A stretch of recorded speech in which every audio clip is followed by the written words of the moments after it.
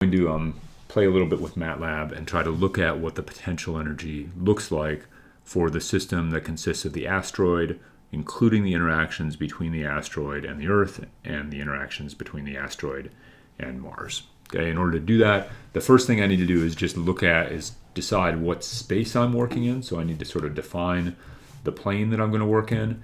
And the way I'm going to do that is just create a mesh grid that runs from -10 to 10. So I'm going to create a plane that runs from -10 to 10 in the x direction and -10 to 10 in the y direction, right? So I could look at what x is and look at what y is, right? X, you can see the last column of x is all 10s, the first column of x is all -10s, right? If I look at y, each column of y runs from -10 to 10, right? So this is sort of a plaid matrix combination of x and y that allow me to define any point in the plane. Once I've done that, now I need to think about what are the locations of the two planets. So let's put one planet at the position 4.05 along the x-axis and 0 along the y-axis, right? So it's going to be located on the right-hand side of the plane, sort of halfway between the bottom and the top of my mesh grid. So that's where I'm going to put my first planet. And my second planet, I'll put at the mirror position, so on the other side of the origin, again along the x-axis, so at -4.05 and at y equals 0. Okay. Finally, if I'm going to calculate what the potential energy is, as you recall, the gravitational potential energy goes as 1 over the distance.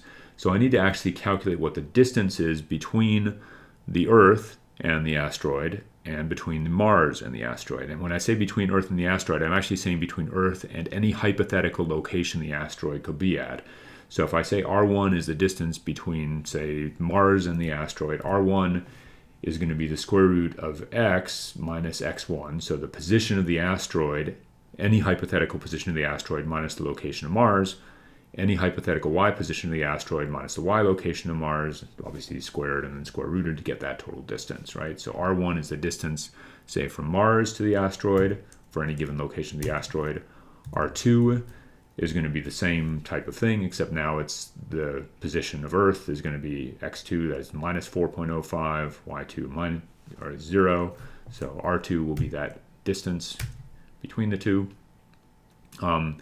And now that I've got those two things defined, I can actually figure out what my potential is fairly easily, right? Because you remember the total potential energy that's stored in those interactions is the potential energy that's stored in the Earth-asteroid interaction. So the Earth-asteroid interaction will go as 1 divided by R2, right? And I'm not going to put in the g's and m's here, so I've just got the negative to reflect the fact that I'm assuming the potential is 0 at infinity, so it's -1 over the distance, right?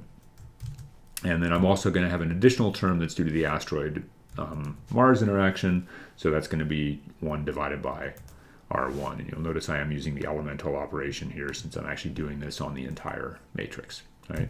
So there's what my potential looks like. And now I can start to look at that. So let's look at that. Let's first do a surface of that. So let's do a surface of, and we'll of course include the x and y coordinates. And I'm also going to, well, let's just do it this way and see how ugly it looks. There it is. And boy, does that look ugly, doesn't it? The reason it looks ugly is I've got a pretty fine grid and it's drawing all the grid lines. So let's turn on shading and terp. And if I do that, it looks a little prettier. You can certainly see that we've got these two planets here. There is a substantial potential well associated with each of them. Each of the potential wells looks about the same. That's because I actually made the potential of the two planets be the same, which is to say I'm assuming the masses of these two planets are the same. But of course, Earth actually weighs more than Mars, has a greater mass than Mars. So why don't we change the potential a little bit? Let's actually make the Earth one be twice the mass of Mars. I have no idea what the actual mass of the Earth is. So there's the new potential, and now we can again do that surface plot and do the shading on that. And let's see what that looks like. Okay, so now you can see that, boy, Earth has a deeper potential well than Mars does because there's greater mass associated with the Earth. So there's more energy stored in the interact for a given distance from the Earth. There's more energy stored in the Earth asteroid interaction than there is stored in the Mars asteroid interaction. So this is sort of one way to look at the picture. Maybe a more useful way to look at the picture is actually to use a contour plot. And I'm actually going to do a contour plot not of the actual potential, but of the logarithm of the potential. And the reason I'm going to do that is that that allows me to see a little bit, that's going to give me a little more detail. Actually, let's first do a contour plot of just the potential, right? If I do that, as you can see, you don't get a whole lot of information, and that's because the potential wells are so deep that it looks like nothing is happening any distance away from the planets. If, on the other hand, I do a logarithmic contour, so let's do minus log of negative v. I'm throwing these negative signs in because the potential is negative, so I can't take the log of a negative number, so I'm taking the log of negative v and then throwing another negative in front to maintain the idea that I want these to be holes. So now if I do a surf of that, I get something that looks a little more interesting. I should probably do a contour of that instead of a surf. And now you can see a lot more clearly sort of what's going on here. In particular, you can see that there are these sort of lines of constant potential energy.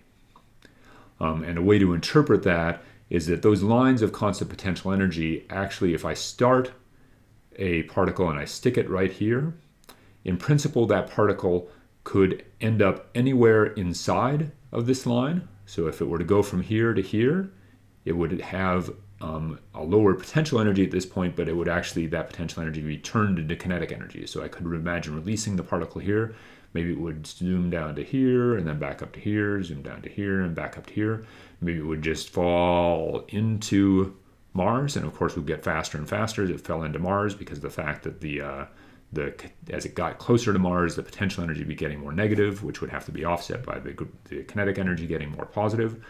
Or, possibly if I put it here, it could fall into Earth as well. By the same token, if I were to stick a particle at a given location in this, and then were to give it some kinetic energy, I could actually look at what the total energy of it was initially. So let's say I put it here and it had some kinetic energy, so the total energy was equivalent to the sort of potential energy of this contour. It certainly could do all kinds of crazy things inside of this egg, but it would never actually leave the egg because its total energy initially, that is the total potential energy of the stored plus the total kinetic energy, can't ever change, and so to that extent it's got to stay inside this outer contour. So this is sort of a useful idea of energy surfaces, and it ends up being additionally useful as you actually start to think about what the forces are that are associated with potential fields like this. But it's sort of a neat way to look at a physical system, and I think you'll find on the module there's at least one problem that asks you to think about what these sort of potential energy surfaces look like.